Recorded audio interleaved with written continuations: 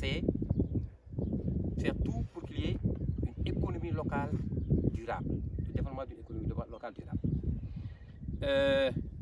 Quand on les a interpellés, le service des eaux et forêts nous a fait savoir que ce site faisait partie du domaine communautaire.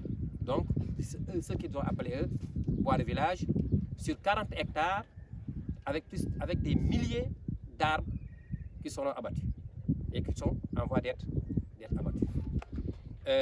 Nous avons réfuté cette opinion en face du chef de service des eaux et forêts, M. Diouf, pour lui dire que ce domaine-là était du domaine classé, et même si c'était du domaine national, lui n'était pas compétent à délivrer un permis de coupe.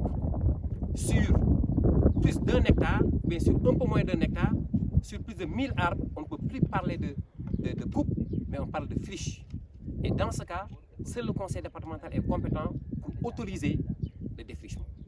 Donc, ils ont donc enfreint aux lois de ce pays, au code de l'environnement, au code forestier, mais au code des collectivités locales, qui encadre la gestion des ressources naturelles par la collectivité locale. Ayant donc trompé les autorités qui ont considéré ce site comme un bois de village, ils ont eu l'autorisation du ministre de l'Urbanisme. Ce que nous avons regretté. Parce que le travail préalable qui devait être fait par les services techniques concernés ne l'ont pas été faits. Et ça démontre le laxisme, le niveau de laxisme, en tout cas au niveau de ces services.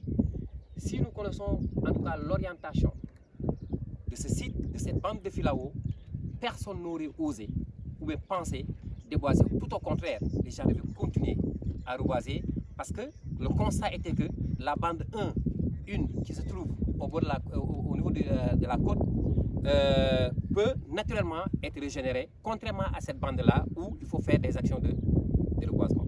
Donc aussi bien pour ces terres cultivables, donc cette bande maraîchère, que ces maisons qui sont en face de moi seront dans quelques temps englouties par le sable.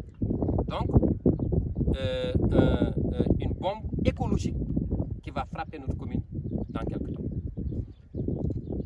Ce qui est plus dommage, c'est que quelques jours après, on a reçu un arrêté du sous-préfet de l'arrondissement de Keur-Moussa suspendant les travaux de terrassement.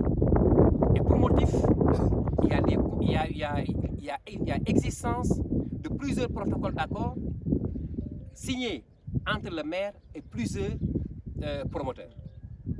Il a dit existence de plus de 2 protocoles d'accord signés entre le maire et avec plus de 2 promoteurs.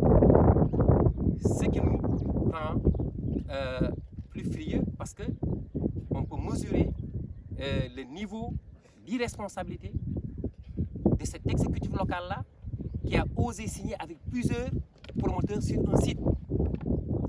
Qui aurait pensé qu'à Kayar, que le maire pouvait vendre plusieurs parcelles à une personne, une parcelle à plusieurs personnes. Donc c'est la même chose.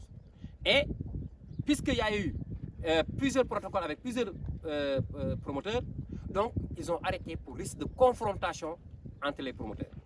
Et même s'il dit risque de trouble réel à l'ordre public. Et que ces promoteurs qui sont étrangers à Kayar doivent venir à Kayar pour créer des troubles à l'ordre public parce que tout simplement, un maire a signé des protocoles d'accord avec eux. Ce qui est inacceptable, on l'a dit au sous-préfet. On ne pouvait pas accepter que des étrangers à Kayar, à cause, en tout cas, de leur intérêt sur ce foncier-là, et ça démontre tout l'intérêt qu'il y a autour de cette forêt-là. Quand des gens qui sont étrangers, quand ces promoteurs-là qui sont étrangers sur ce site, se bagarrent, tout simplement,